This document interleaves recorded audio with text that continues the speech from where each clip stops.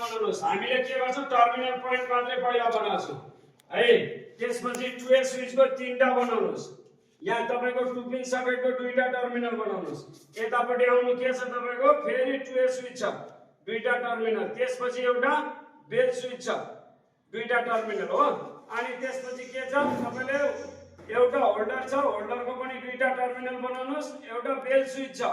बेल स्विचको पनि दुईटा टर्मिनल बनाउनुस् सक्यो यति हो हाम्रो क्वेशनमा भएको कुरा अब सबभन्दा पहिला तपाईले फेज इन गर्नुस् यहाँबाट ठीक छ यसबाट तपाईले सिधै फेज आउट गर्नुस् हो एमसीबी हो नि यो हैन एमसीबी बाट फेज आउट गर्नुस् 2A स्विचको बीचमा दिनुस् त्यसपछि तपाईको यो के हो 2 पिन सकेट हो नि 2 पिन सकेटलाई पनि एउटा फेज चाहिन्छ ठीक छ त्यसपछि फेरि तपाई आउनुस् यहाँ बेल स्विचमा पनि तपाईले फेज दिनुपर्ने छ हो कि हैन बेल स्विचको पनि तल्लो पोइन्टमा फेज दिनुस् हो यो अटोमेटिकली फेज इनपुटको काम सक्यो अब तपाईले के गर्नुपर्ने छ फेज 2A स्विचलाई कनेक्सन गर्नु पर्यो धेरै दिमाग नलगाउनुस् यसलाई यहाँबाट यहाँ कनेक्सन गर्नुस् ठीक छ यहाँबाट 2A स्विचको तल्लोको तल्लोमा यहाँबाट अघि भने जस्तो मास्लोको मास्लोमा किनकि 4-5 तरिकाले जोडिन्छ नि त मास्लोको मास्लोमा भयो यसको बीचको पोइन्टबाट लगेर कहाँ राख्नुस् होल्डरमा ठीक छ यो होल्डर हो नि होल्डर यो के हो बेल हो यो बेल स्विच हो अब के गर्नुस् फेरि बेल स्विचको मास्लो पोइन्टबाट बेलमा फेजलाई इन गर्नुस् ठीक छ अब यति गरेपछि तपाईको फेजको काम कम्प्लिटली सक्यो अब के गर्नुस् यहाँनेरिबाटै न्यूट्रल ल्याउनु पर्छ तपाईले सँगै है यसको यहाँबाट ल्याउनुस् यहाँ न्यूट्रल ठीक छ न्यूट्रललाई ई कनेक्सन गर्नुस् है यसबाट तार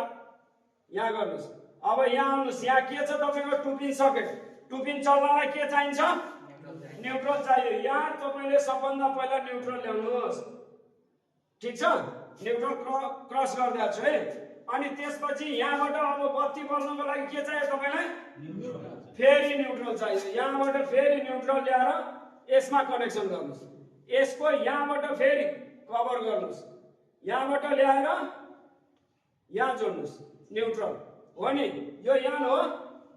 यहाँ हामीले के गरेका छौं भने यान नै दियौ है ठीक छ यहाँ पी फेज दियौ किन यो दुईटै कलर एउटै भयो हुनाले कलर कम्बिनेसन नमिलेको है यति गरेपछि हामीले आजको क्वेशन यति मात्रै हो नि हो के हैन सक्यो कम्प्लिटली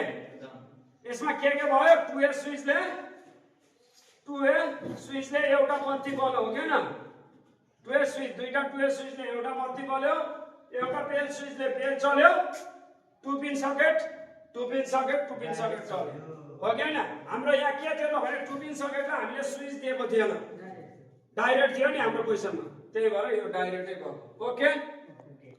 अब अफ छ हो कि हैन अब पावर सकेट अन गर इनपुट आयो हैन अब के गर्छौ एमसीबी अन गर अब 2A स्विचको बत्ती बल्यो अर्कोपट्टिबाट निभ्यो अब के गर्नु छ बेल बजाऊ ल एकचोटी फेरि 2A स्विचलाई यताबाट अन उताबाट अफ गर अन अफ हुन्छ बेल पनि बज्यो हैन एउटा एमसीबी राखेर हैन लाइट सर्किटको काम गर्न सक्ने भयो हैन ठीक छ अब सकिन्छ ल ओके छ ल